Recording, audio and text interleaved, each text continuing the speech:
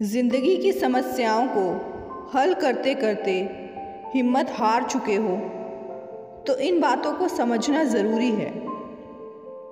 एक साधु देश में यात्रा के लिए पैदल निकला।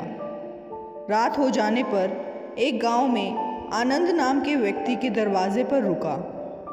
आनंद ने फ़कीर की खूब सेवा की। दूसरे आनंद ने बहुत सारे उपहार देकर विदा किया। फ़कीर ने आनंद के लिए प्रार्थना की, भगवान करे तू दिनों दिन बढ़ता ही रहे।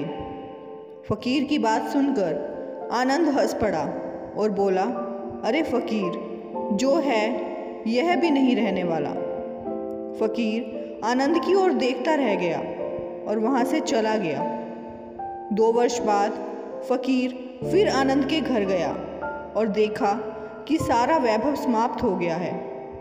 पता चला कि आनंद अब बगल के गांव में एक ज़मींदार के यहाँ नौकरी करता है।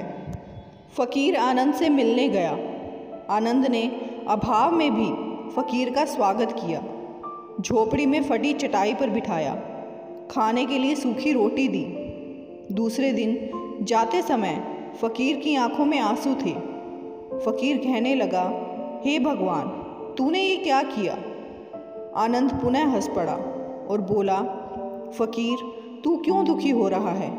महापुरुषों ने कहा है कि भगवान इंसान को जिस हाल में रखे, इंसान को उसका धन्यवाद करके खुश रहना चाहिए। समय सदा बदलता रहता है और सुनो, यह भी नहीं रहने वाला। फ़कीर सोचने लगा, मैं तो केवल भेष से फ़कीर हूँ, सच्चा फ़कीर तो तू ही है आनंद। कुछ वर्ष बाद फ़कीर फिर यात्रा पर निकला और आनंद से मिला तो देखकर हैरान रह गया कि आनंद तो अब ज़मींदारों का ज़मींदार बन गया है। मालूम हुआ कि जिस ज़मींदार के यहाँ आनंद नौकरी करता था वह संतान विहीन था। मरते समय अपनी सारी जायदाद आनंद को दे गया। फ़कीर ने आनंद से कहा, अच्छा हुआ वो ज़माना गुज़र गया, भगवान करे अब तू ऐसा ही बना रहे। यह सुनकर आनंद फिर हंस पड़ा और कहने लगा, फ़कीर, अभी भी तेरी नादानी बनी हुई है। फ़कीर ने पूछा, क्या यह भी नहीं रहने वाला? आनंद ने उत्तर दिया, हाँ, या तो यह चला जाएगा या फिर इसको अपना मानने वाला ही चला जाएगा। कुछ भी रहने वाला नहीं है, और अगर शाश्वत कुछ है तो वह है परमात्मा और उस परमात्मा का अंश आत्मा। आनंद की बात को फ़कीर ने गौर से सुना और चला गया। फ़कीर कुछ साल बाद फिर लौटता है तो देखता है कि आनंद का महल तो है किंतु कबूतर उसमें गुडरगू कर रहे हैं और आनंद का देहांत हो गया है। बेटियां अपने अपने घर चली गई, बूढ़ी पत्नी कोने में पड़ी है।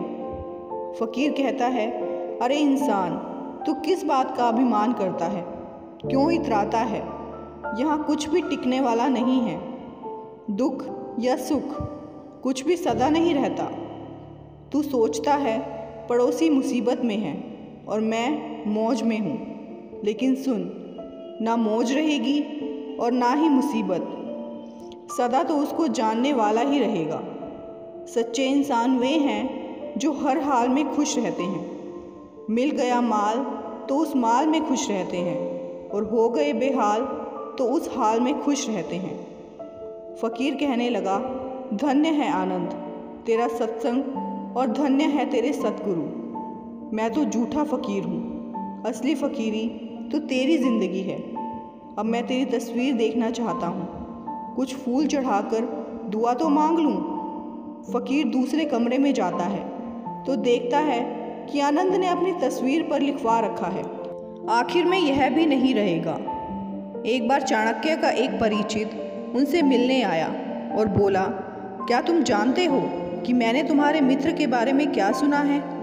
चाणक्य ने उसे टोकते हुए कहा, 1 मिनट रुको, इसके पहले कि तुम मुझे मेरे मित्र के बारे में कुछ बताओ, उसके पहले मैं 3 छन्नी परीक्षण करना चाहता हूँ। मित्र ने कहा, 3 छन्नी परीक्षण? चाणक्य ने कहा, जी हाँ, मैं इसे 3 छन्नी परीक्षण इसीलिए कहता हूँ क्योंकि जो भी बात आप मुझसे कहेंगे उसे 3 छन्नी से गुजारने के बाद ही कहेंगे। पहली छन्नी है सत्य। क्या आप यह विश्वासपूर्वक कह सकते हैं कि जो बात आप मुझसे कहने जा रहे हैं वह पूर्ण सत्य है?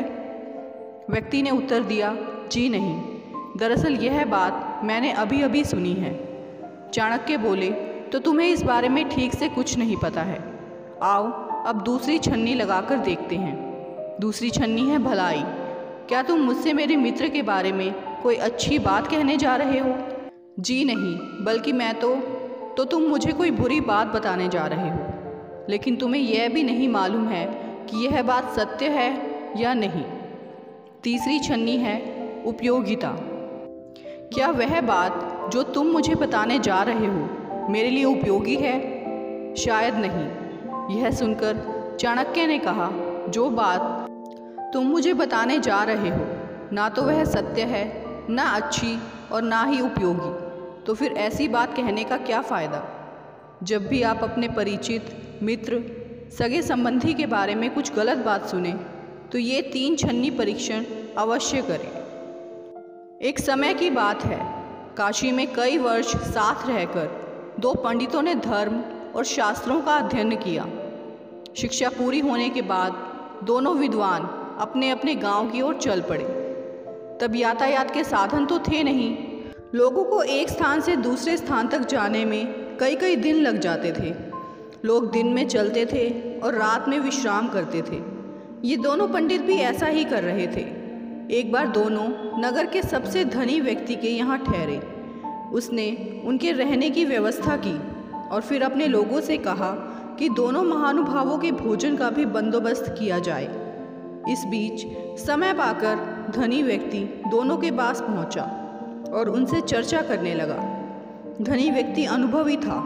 वह जान गया कि दोनों पंडितों में बहुत ज़्यादा घमंड है, साथ ही दोनों एक दूसरे को मूर्ख समझते हैं। उन्होंने दोनों से अलग अलग बात कर एक दूसरे के बारे में भी पूछा।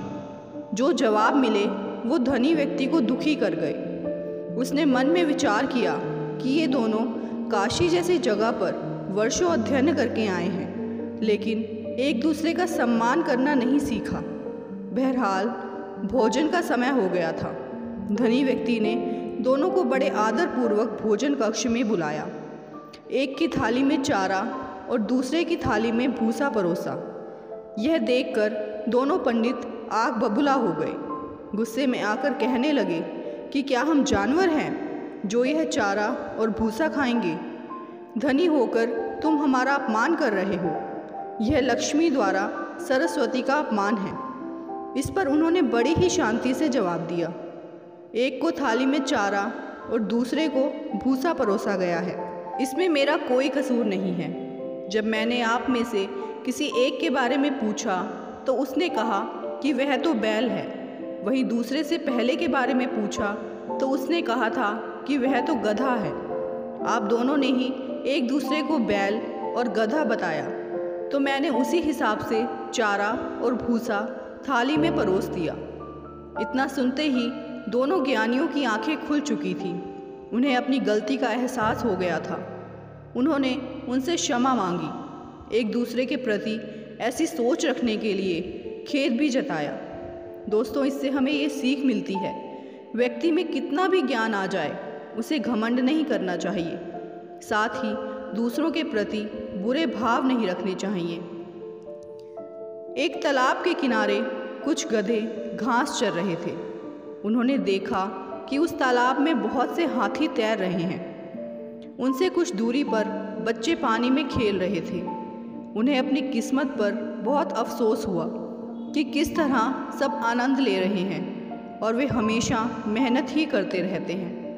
उन्होंने जोश में आकर अपनी रस्सी तुड़वाई और पानी में उतर गए। कुछ ही दूर जाने पर पानी गहरा था। वे उसमें डूबने लगे। उन्होंने मदद के लिए चिल्लाना शुरू कर दिया। यह दृश्य देखकर हाथी उनकी ओर तैरते हुए आए और उन्हें तालाब से बाहर निकाल लाए। बाहर आकर उन्होंने गधों से पूछा कि वे तालाब में क्या करने गए थे। एक गधा बोला कि हम तुम्हारी तरह जल में तैरने का आनंद लेना चाहते थे।